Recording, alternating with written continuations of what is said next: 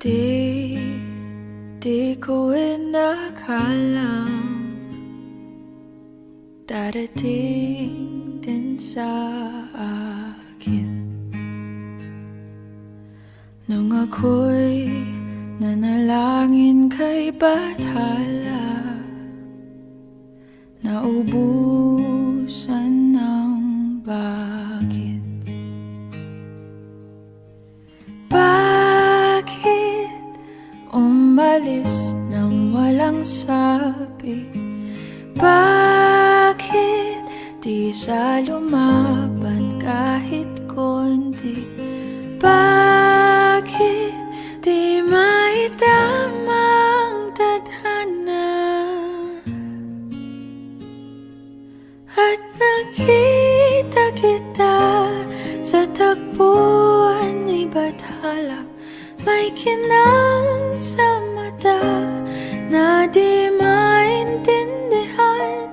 Tumingin kung saan, sinubukan kong lumisan at tumigil ang mundo nung ako'y ituro mo siyang panalangin ko.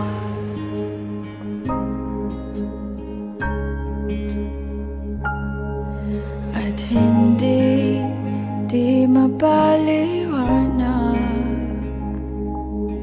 ang nangyari sa akin. Saksi ang lahat ng tala sa iyong panalangin.